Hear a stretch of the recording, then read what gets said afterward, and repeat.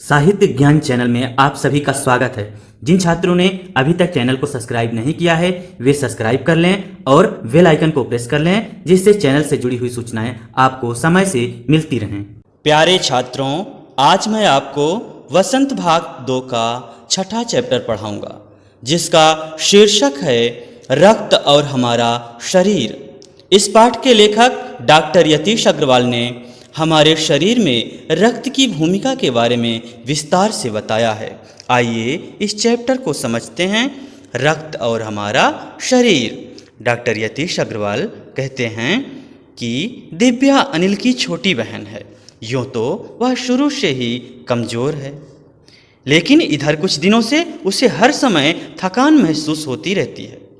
मन किसी काम में नहीं लगता। भूख भी पहले से कम हो गई है। अस्पताल में उसे डॉक्टर ने देखा तो कहा, लगता है दिव्या के शरीर में रक्त की कमी हो गई है, जांच कराकर देखते हैं। यह कहकर उन्होंने दिव्या को रक्त की जांच के लिए पास के एक कमरे में भेज दिया। वहां अनिल को अपनी ही जान पहचान की डॉक्टर दीदी दिखाई दी। छात्रों, पहले एक पैराग्राफ को समझ लेते हैं। डॉक्टर यतीश अग्रवाल जो ये निबंध लिख रहे हैं, बहुत ही प्रसिद्ध निबंध है ये।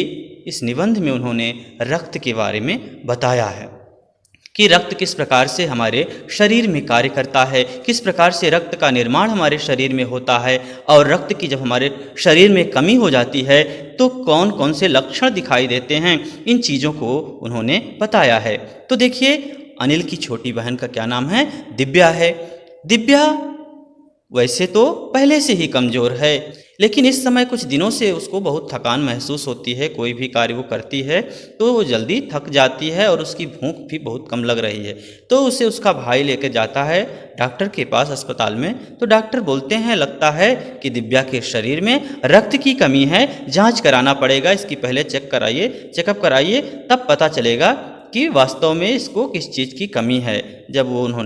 डॉक्टर जब उसको बोलते हैं कि पास के कमरे में चले जाओ, वहाँ जब अनिल लेकर के दिव्या को जाता है तो देखता है कि वहाँ पर उसके ही कोई परिचय की, जान पहचान की मतलब उसके ही परिचय की एक डॉक्टर दीदी उसको दिखाई देती हैं। आइए आगे देखते हैं। फिर डॉक्टर दीदी ने कहा, कहो अनिल, कैसे आना हुआ? और वहाँ पर जो डॉक्टर दीदी थी वो अनिल से पूछती हैं कि बताओ अनिल, कैसे आना हुआ यहाँ पर? हॉस्पिटल कैसे आए तुम? अस्पताल कैसे आए? अनिल ने बताया कि डॉक्टर ने दिव्या को खून की जांच के लिए आपके पास भेजा है। तो वो बोलता है कि जो हमारी ये बहन है, कौन? दिव्या, इसको डॉक्टर ने आपके पास रक्त की जांच करने के लिए भेजा है, खून की जांच करने के लिए भेजा है। इतना सुनते ही डॉक्टर दीदी ने दिव्या की उंगली से रक्त की कुछ बूंदें एक छोटी सी शीशी में डाल दी और स्लाइड पर लगा दी। फिर अनिल से बोली, अनिल, तुम कल अस्पताल से रिपोर्ट ले जाना। जब वो कहता है कि हमारी बहन दिव्या के रक्त की जांच करनी है, तो डॉक्टर दीदी क्या करती हैं, उसके बहन दिव्या की उंगली से थोड़े से रक्त की कुछ बूंदें निकाल करके शीशी में डालती हैं, और जिस पर देखे होंगे आप लोग कि सूक्ष्मदर्शी के नीचे एक स्लाइड रखते हैं और उसकी चेक करते हैं, तो वो उस स्लाइड में भी वो रक्त को लगा देती हैं और अनिल से बोलती हैं कि बेटा अनिल, ऐसा करो, कल तुम आना हॉस्पिटल और यहाँ से अपनी बहन की ये ब्लड की जांच की जो रिपोर्ट है वो ले जाना। अगले दिन अस्पताल पहुंचकर अनिल ने डॉक्टर दीदी के कमरे के दरवाजे पर दस्तक दी मतलब वहाँ पर वो पहुँच गया। तो अगले दिन जब बोला गया था वो जाता है कहाँ? डॉक्टर दीदी के कमरे के पास। तो अंदर से डॉक्टर दीदी उसको बोलती हैं कि आ जाओ।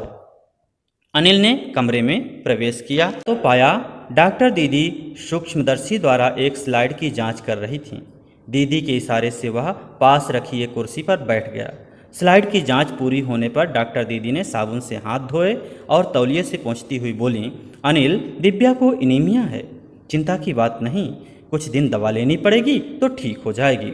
अब जब वो वहाँ पर जाता है तो डॉक्टर दीदी बोलती हैं कि अंदर आ जाओ। जब वो अंदर जाता है तो देखता है कि डॉक्टर दीदी सूक्ष्मदर्शी द्वारा, जिससे सूक्ष्मदर्शी क्या होती है, छोटी सी चीज़ों को बड़ा करके देखने का एक यंत्र होता है, जिसके माध्यम से हम छोटे छोटे कीटाणुओं को भी देख सकते हैं। तो डॉक्टर दीदी क्या करती हैं, उसी सूक्ष्मदर्शी के माध्यम से स्लाइड की जांच करती रहती हैं।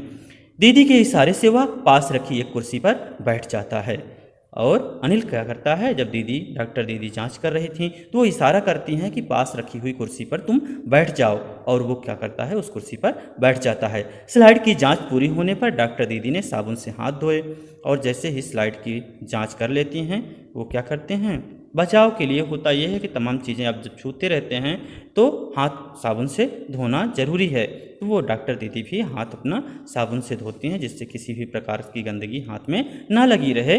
और तब वो आती हैं और अनिल से बोलती हैं कि दिव्या को तो एनीमिया है। एनीमिया मतलब रक्त की कमी होना। जब हमारे शरीर में रक्त की कमी हो जाती है तो उस जो बीमारी को हम क्या कहते हैं, एनीमिया कहते हैं। तो एनीमिया है, इस प्रकार से वो बताती हैं, लेकिन ये भी कहती हैं कि चिंता की कोई बात नहीं है, कुछ दिन दवा लेनी पड़ेगी और ये जल्दी ही स्वस्थ हो जाएगी, ठीक हो जाएगी। अनिल के मन में जिज्ञासा हुई। वह बोला, दीदी एक सवाल पूछूं?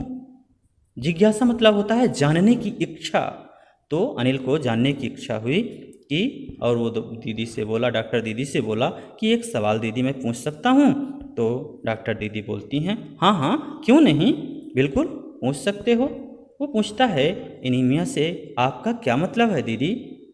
वो डॉक्टर दीदी से पूछता है कि जो एनीमिया है ये क्या है, कौन सी बीमारी है, इसके बारे में मुझे बताइए। आगे देखिए। यह जानने के लिए तुम्हें रक्त के बारे में जानना होगा, डॉक्टर दीदी ने कहा। जब वो एनीमिया के बारे में पूछता है तो डॉक्टर दीदी बताती हैं कि ये सारी जानकारी तुम्हें अगर चाहिए तो इसके पहले तुम्हें क्या करना होगा, रक्त के बारे में कुछ कुछ चीज़ें जाननी पड़ेंगी, तभी तुम समझ पाओगे। अनिल देखने में रक्त लाल द्रव के समान दिखता है। डॉक्टर दीदी बोलती हैं कि अनिल, बेटा अनिल, देखने में तो रक्त क्या है, लाल द्रव के समान ही दिखता है, किंतु इसे सूक्ष्मदर्शी द्वारा देखें तो यह भानुमति के पिटारे से कम नहीं है। और वो बताती हैं कि अगर इसको सूक्ष्मदर्शी से देखा जाए तो भानुमति का पिटारा मतलब होता है एक ही पिटारे में या एक ही स्थान पर अलग अलग वस्तुओं का क्या हो, भंडार कर दिया जाए, समागम कर दिया जाए, एक ही स्थान पर कई चीज़ों को रख दिया जाए। तो वही कहती हैं कि ये लगता है ऐसे, जब इसको सूक्ष्मदर्शी से देखा जाता है तो ऐसा लगता है कि ये भानुमति का पिटारा है, अर्थात एक ही जगह पर बहुत सी चीज़ें जैसा लगता है रख दी गई हों। मोटे तौर पर इसके दो भाग होते हैं, लेकिन सामान्य तरीके से अगर तुम्हें समझना चाहते हो तो ये समझो कि इसमें दो भाग होते हैं। एक भाग होता है तरल, जो जिसे हम क्या कहते हैं, प्लाज्मा कहते हैं। एक भाग क्या होता है, तरल होता है। तरल मतलब होता है कि जो एकदम लिक्विड के रूप में हो, ऐसा होता है, उसे हम क्या कहते हैं, लिक्विड के रूप में जो पाया जाता है उसको हम प्लाज्मा कहते हैं। जो तरल होता है उसको हम प्लाज्मा कहते हैं। और दूसरा भाग होता है जिसमें छोटे छोटे कई तरह के कण होते हैं, कुछ लाल, कुछ सफ़ेद, कुछ ऐसे जिनका कोई रंग नहीं होता, जिन्हें हम विम्बाणु या प्लेटलेट कहते हैं। तो कहते हैं इसमें दो भाग हैं। एक तो प्लाज्मा है जो कि तरल होता है, लिक्विड के रूप में होता है, लेकिन दूसरा भाग जो होता है वो होता है, उसमें छोटे छोटे कई तरीके के कण होते हैं, कुछ लाल होते हैं, कुछ सफ़ेद होते हैं, लेकिन कुछ ऐसे भी हैं जिनका कोई रंग नहीं होता है। इन्हें हम क्या कहते हैं, प्लेटलेट कहते हैं, अर्थात इन्हें हम हिंदी में कहें तो विम्बाणु कहते हैं। ये कण प्लाज्मा में तैरते रहते हैं और जो ये तरल पदार्थ होता है जो लिक्विड के रूप में प्लाज्मा होता है, उसमें ही ये प्लेटलेट क्या होता है, तैरता रहता है। इस प्रकार से डॉक्टर दीदी बताती हैं। इतना कहकर डॉक्टर दीदी ने सूक्ष्मदर्शी के नीचे एक स्लाइड लगाई। इतना कहने के बाद उन्होंने क्या किया, एक स्लाइड को सूक्ष्मदर्शी के नीचे लगाया, उसे फोकस किया और बोली, और उस पर फोकस करके उस पर एकदम कंसंट्रेट करके वो बोलती हैं कि देखो अनिल, सूक्ष्मदर्शी द्वारा जो कण तुम्हें दिखाई दे रहे हैं ये हैं लाल रक्त कण। और उनको दिखा करके अनिल को वो दिखाती हैं सूक्ष्मदर्शी के माध्यम से कि देखो इसमें जो लाल रक्त दिखाई दे रहे हैं, ये जो तुम्हें कण दिखाई दे रहे हैं, ये हैं क्या, लाल रक्त कण। स्लाइड देख मानो आश्चर्य से उछल पड़ा था अनिल। रक्त की एक बूंद में इतने सारे कण, इसकी तो वह कल्पना भी नहीं कर सकता था। वह बोला, इन्हें देखकर तो ऐसा लग रहा है मानो बहुत सी छोटी छोटी बालूशाही रख दी गई हों। जब डॉक्टर दीदी उसे सूक्ष्मदर्शी के माध्यम से दिखाती हैं रक्त को, तो वो उसको देख करके बहुत ही आश्चर्य में पड़ जाता है, एकदम उछल पड़ता है कि इतने सारे कण रक्त के अंदर होते हैं। वह इसकी कल्पना भी नहीं कर सकता था। वो सोच भी नहीं सकता था कि इतने सारी चीज़ें एक इतनी छोटी सी रक्त की बूंद में हो सकती हैं। वह बोला, इन्हें देखकर तो ऐसा लगता है कि जैसे लगता है कि छोटी छोटी बालूशाही की जो मिठाइयाँ होती हैं, एक विशेष प्रकार की मिठाई होती है जो इस प्रकार से दिखती है। आप भी मार्केट में देखते होंगे कि वो ऐसे गोली करके बीच में थोड़ा सा दबी हुई होती है। तो वही उस मिठाई के बारे में कह रहा है। ऐसा लगता है कि रक्त को देखने के बाद उसको महसूस होता है कि जैसे बहुत सी छोटी छोटी बालूशाही की मिठाई रख दी गई हों। इस प्रकार से वो डॉक्टर दीदी से बोलता है। हाँ हाँ दीदी बोलें, लाल रक्त बनावट में बालूशाही की तरह ही होते हैं। और इस प्रकार से डॉक्टर दीदी बोलती हैं, हाँ अनिल, तुम सही कह रहे हो। जो लाल कण होते हैं वे बनावट में तो बिल्कुल बालूशाही जो मिठाई होती है उसी प्रकार से लगते हैं, गोल और दोनों तरफ अवतल यानी बीच में दबे हुए होते हैं। अवतल मतलब वो किनारे में क्या होता है, मोटा, और बीच में पतला। तो वही बता रहे हैं कि जिस प्रकार से बालूशाही होती है कि किनारे पर मोटी होती है, बीच में क्या होती है, दबी हुई होती है। तो वही ये कह रहे हैं कि इसी प्रकार से जो रक्त की बूंदें हैं वो भी स्लाइड पर जब हम रख करके सूक्ष्मदर्शी से देखते हैं तो बिल्कुल बालूशाही सी ही लगती हैं। वो किनारों पर मोटे और बीच में दबे हुए महसूस होते हैं। रक्त की एक बूंद में इनकी संख्या लाखों में होती है। और वो बताती हैं कि रक्त की अगर एक बूंद को आप देखेंगे तो उसमें इन कणों की संख्या क्या होती है, लाखों में होती है। यदि हम 1 मिलीलीटर रक्त लें तो उसमें हमें 40 से 50 लाख कण मिलेंगे। और ये भी बताती हैं कि अगर 1 मिलीलीटर रक्त आप लेते हैं तो उसमें हमको 40 से 50 लाख कण उसमें मिल जाएंगे। इनके कारण ही हमें रक्त लाल रंग का नज़र आता है। और इन कणों के कारण ही हमें क्या होता है, जो रक्त है वो हमको रेड कलर में, लाल रंग में दिखाई देता है। ये कण शरीर के लिए दिन रात काम करते हैं। और इस प्रकार से वो डॉक्टर दीदी बताती हैं कि ये जो कण होते हैं वो हमारे शरीर के लिए दिन रात कार्य करते रहते हैं। सांस लेने पर साफ हवा से जो ऑक्सीजन तुम प्राप्त करते हो उसे शरीर के हर हिस्से में पहुंचाने का काम इन कणों का ही होता है। और वो ये भी बताती हैं कि जब आप ऑक्सीजन प्राप्त करते हो, ऑक्सीजन लेते हो, जब सांस लेते हो तो जो ऑक्सीजन आपके शरीर के अंदर प्रवेश करता है उसको शरीर के हर अंग में पहुंचाने का कार्य क्या करते हैं, ये रक्त के जो कण हैं यही करते हैं, जिससे कि आपके शरीर के हर अंग में ऑक्सीजन पहुंचता है। ये आपके रक्त में क्या होता है, घुल जाता है, रक्त में मिल जाता है। रक्त में मिल करके ये आपके कणों के माध्यम से ही शरीर के विभिन्न अंगों में पहुंचता है। इनका जीवन काल लगभग 4 महीने का होता है। और डॉक्टर दीदी बताती हैं कि ये जो कण हमारे शरीर में पाए जाते हैं, लाल रक्त कण, इनका जीवन काल तो लगभग 4 महीने का ही होता है। 4 महीने के होते होते ये नष्ट हो जाते हैं। अर्थात जब ये बनते हैं और बनने से इनके 4 महीने तक ही इनका जीवन काल होता है, उसके बाद ये समाप्त हो जाते हैं। लेकिन एक साथ ये समाप्त नहीं होते, बल्कि धीरे धीरे कुछ आज, कुछ कल, कुछ इससे अगले दिन, मतलब कि कुछ रक्त बनते रहते हैं, कुछ कण बनते रहते हैं, कुछ आज खत्म हो जाते हैं तो कुछ कल, और जो कुछ बनते रहते हैं वे आगे चलते रहते हैं। इस प्रकार से हमारे शरीर में ये प्रक्रिया चलती रहती है।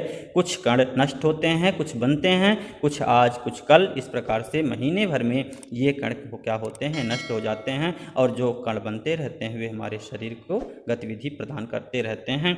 आगे देखिए क्या होता है। तब कुछ ही महीनों में ये खत्म हो जाते होंगे, अनिल ने कहा। अनिल को ऐसा लगा कि डॉक्टर दीदी जो बता रहे हैं कि 4 महीने में ही ख़त्म हो जाते हैं, तो उसको लगा शायद 4 महीने में ख़त्म तो नहीं हो जाते। तो बोलता है कि कहीं ये 4 महीने में तो ख़त्म नहीं हो जाते। यह सुनकर डॉक्टर दीदी मुस्कुरा उठी और बोली, नहीं, ऐसा नहीं होता। शरीर में हर समय नए कण बनते रहते हैं जो नष्ट कणों का स्थान ले लेते हैं। हड्डियों के बीच के भाग, मज्जा में ऐसे बहुत से कारखाने होते हैं जो रक्त कणों के निर्माण कार्य में लगे रहते हैं। इनके लिए इन कारखानों को प्रोटीन, लौह तत्व और विटामिन रूपी कच्चे माल की ज़रूरत होती है। यह पौष्टिक आहार लेते हो, हरी सब्जी, फल, दूध, अंडा, गोश्त, ये तत्व उपयुक्त मात्रा में होते हैं। तो डॉक्टर दीदी बोलती हैं कि ऐसा नहीं होता। हमारे शरीर में ना हर समय नए कण भी बनते रहते हैं। जो कण नष्ट होते हैं उनके स्थान पर दूसरे कण आ जाते हैं, उनका स्थान दूसरे कण ले लेते हैं। हमारी हड्डियों के बीच में मज्जा पाया जाता है। जो हमारी हड्डियां हैं उसके बीच में मज्जा पाया जाता है और उसमें बहुत से ऐसे रक्त का निर्माण करने के कारखाने होते हैं जो कि हमारे रक्त को बनाने का कार्य करते हैं। उसमें कई इस प्रकार की प्रक्रियाएं पाई जाती हैं और इन सब को बनाने के लिए ज़रूरत हमको क्या होती है? प्रोटीन की ज़रूरत होती है, लौह तत्व की ज़रूरत होती है, विटामिन की ज़रूरत होती है। और ये सब चीज़ें हमको किससे मिलती हैं? इस सब चीज़ें हमको पौष्टिक आहार अगर हम लेते हैं तो उनसे हमको ये प्राप्त हो जाती हैं, जिससे क्या करते हैं वो हमारे हड्डियों के बीच में जो मज्जा होती है उसमें जो कारखाने पाए जाते हैं अर्थात जो प्रक्रिया उसमें चलती है वो सब इन चीज़ों को लेकर के, प्रोटीन को लेकर के, लौह तत्व को लेकर के, विटामिन को लेकर के हमारे शरीर में रक्त का निर्माण करते हैं।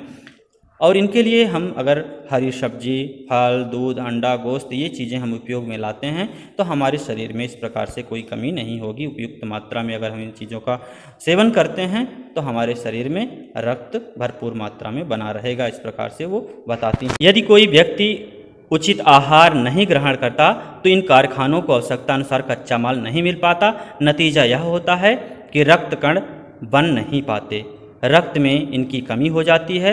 लाल कणों की इसी कमी को एनीमिया कहते हैं। छात्रों, डॉक्टर दीदी बताती हैं कि जब व्यक्ति उचित आहार नहीं लेता, जो हमको खान पान में चाहिए, हरी सब्जियां चाहिए, दूध चाहिए, फल फूल चाहिए, तो अगर ये सारी चीज़ें हमको आवश्यकता अनुसार नहीं मिलती हैं तो क्या होता है, जो हमारे शरीर में हड्डियां होती हैं उसमें जो मज्जा पाई जाती है, जहाँ पर ये रक्त कणों का निर्माण होता है, अगर उन चीज़ों को आवश्यकता अनुसार जो कच्चा माल है, प्रोटीन है, विटामिन है, कार्बोहाइड्रेट है, तमाम चीज़ें जो मिलनी चाहिए उसको जब नहीं मिल पाती हैं तो होता ये है कि ये रक्त कण नहीं बन पाते हैं और इसके कारण क्या होता है, हमारे शरीर में रक्त की कमी हो जाती है। जब ये रक्त कण नहीं बनते तो हमारे शरीर में रक्त की कमी हो जाती है। लाल कणों की इसी कमी को हम क्या कहते हैं? एनीमिया कहते हैं। और इन्हीं जब हमारे शरीर में लाल रक्त के कणों की कमी हो जाती है, इसी को हम क्या कहते हैं? एनीमिया कहते हैं। अर्थात हमारे शरीर में रक्त की कमी को ही एनीमिया कहा जाता है। तो क्या संतुलित आहार लेने मात्र से हम एनीमिया से बच सकते हैं? अनिल ने सवाल किया। अनिल पूछता है कि क्या हम अगर संतुलित आहार लें, आहार में अपने हर चीज़ों का सेवन करें, जैसे फल फूल, दूध, सब्जी, हरी सब्जियां, सारी चीज़ें अगर हम लेते हैं तो क्या हम एनीमिया से बच सकते हैं? इस प्रकार से वो डॉक्टर दीदी से पूछता है। दीदी बोली, हाँ, यह कहना काफ़ी हद तक सही होगा। वो बोलती हैं, हाँ, यह कहना सही होगा कि अगर हम सही से भोजन का सेवन करें, संतुलित आहार लें, तो इस प्रकार से हम एनीमिया से बच सकते हैं। यूँ तो कहती हैं कि एनीमिया बहुत से कारणों से हो सकता है, सिर्फ एक कारण नहीं है कि संतुलित आहार हमको नहीं मिल रहा है। लेकिन हमारे देश में वो बताती हैं कि सबसे बड़ा कारण है पौष्टिक आहार की कमी। लेकिन अपने देश की बात अगर डॉक्टर दीदी करती हैं तो वो बताती हैं कि हमारे देश में तो सबसे बड़ी कमी यही है कि हम पौष्टिक आहार नहीं लेते हैं। इसके अलावा इसका एक और बड़ा कारण वो बताती हैं पेट में कीड़ों का हो जाना। अगर जिस व्यक्ति के पेट में कीड़े हो जाते हैं उसको भी एनीमिया हो सकता है। ये कीड़े प्रायः दूषित जल और खाद्य पदार्थों द्वारा हमारे शरीर में प्रवेश करते हैं। और वो बताती हैं कि अगर जो हम कोई गंदा पानी पी लेते हैं, दूषित पानी पी लेते हैं, जो पानी अच्छा नहीं होता है, ऐसे पानी का हम सेवन करते हैं उसके माध्यम से, या खाद्य पदार्थों के माध्यम से, जैसे हम कोई खाद्य पदार्थ भोजन की सामग्री बाहर कर रहे हैं उसमें साफ़ सफाई नहीं है, तो इसके माध्यम से ही भी ये कीड़े हमारे शरीर के अंदर प्रवेश कर सकते हैं। लेकिन हम इसको बचने के लिए अगर हम सक्रिय रहें, हम बचाव करना चाहें तो अगर हम साफ़ सफाई रखें, खाद्य पदार्थों को ग्रहण करते समय अपने हाथों को अच्छी तरह से धो लें, तो इन चीज़ों से हम बच सकते हैं।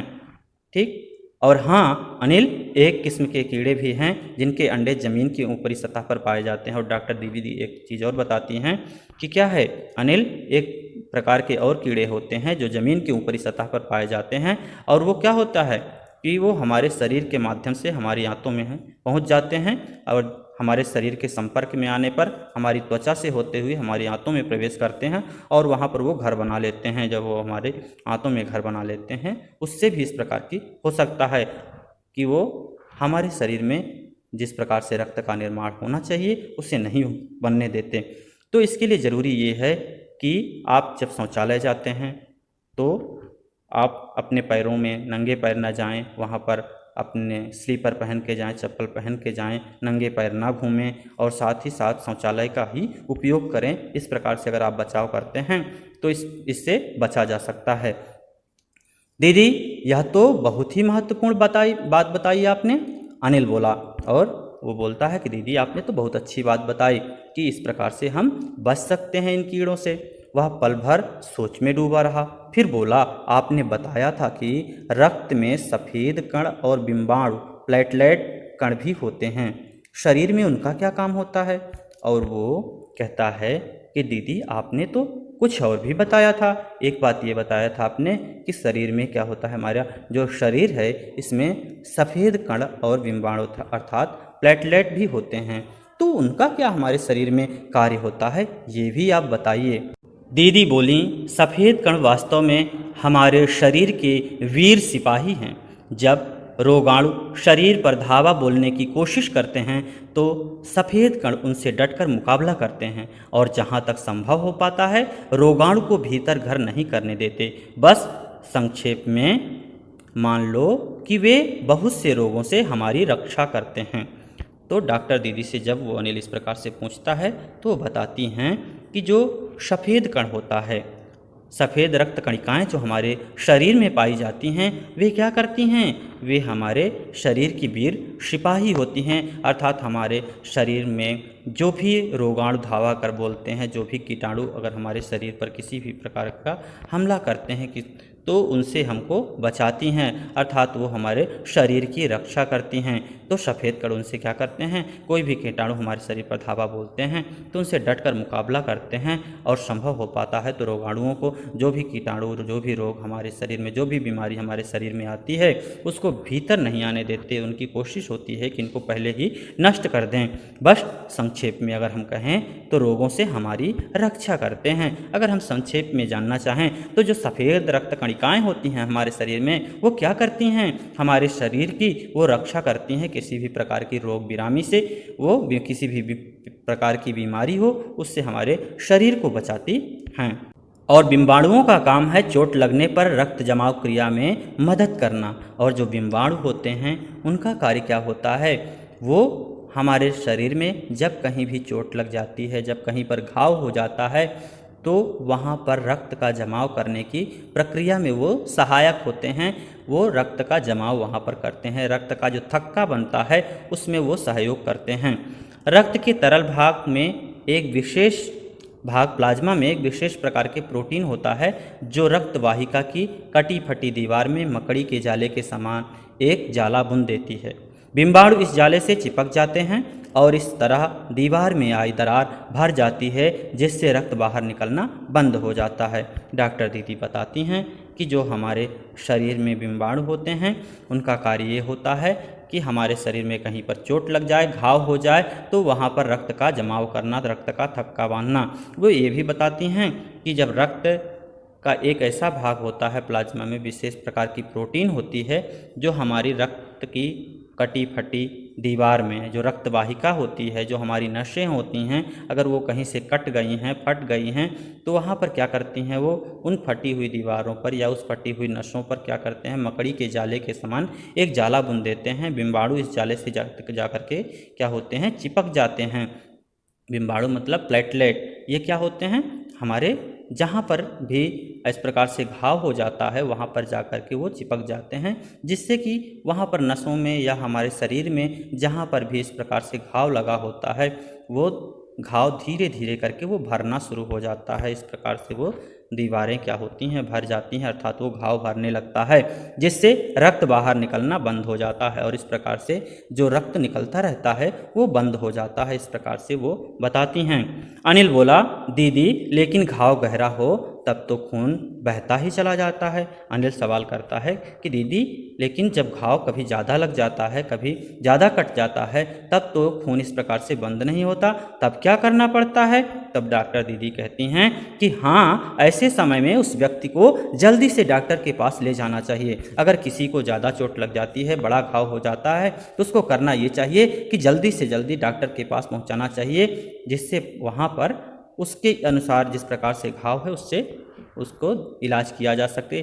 ज़रूरत पड़ने पर ऐसी स्थिति से निपटने के लिए कुछ टाँके भी लगाने पड़ सकते हैं। वे बताती हैं कि जब ज़्यादा घाव हो जाता है तब क्या करना पड़ता है कि हमको कुछ टाँके भी लगाने पड़ते हैं, किंतु डॉक्टर के पास पहुँचने तक के समय में चोट के स्थान पर कसकर एक साफ कपड़ा बांध देना चाहिए। लेकिन अगर कहते हैं कि जब तक आप डॉक्टर के पास नहीं पहुंच पा रहे हैं, अगर किसी को ज़्यादा चोट लग जाती है और आप डॉक्टर के पास समय से नहीं पहुंच पा रहे हैं, तो जहां पर घाव लगा है, जहां पर चोट लगी है, वहां पर क्या करना चाहिए, कोई साफ कपड़ा लेकर के अच्छे से कस करके बांध देना चाहिए, उसको मजबूती के साथ बांध देना चाहिए। दबाव पड़ने से क्या होता है, रक्त का बहना कम हो जाता है। जो रक्त का बहाव होता है, जब दाब करके बांध दिया जाता है तो उससे जो बहाव है वो धीमा हो जाता है या कम हो जाता है, जो उस व्यक्ति के लिए काफ़ी लाभप्रद सिद्ध हो सकता है। और ऐसे व्यक्ति के लिए जिसको इस प्रकार की चोट लगी है उसको काफ़ी ये फायदा पहुंचा सकता है, क्योंकि अगर उसका रक्त ज़्यादा बह जाएगा तब उसके लिए काफ़ी दिक्कत हो जाएगी, फिर उसको बाहर से रक्त चढ़ाना पड़ता है।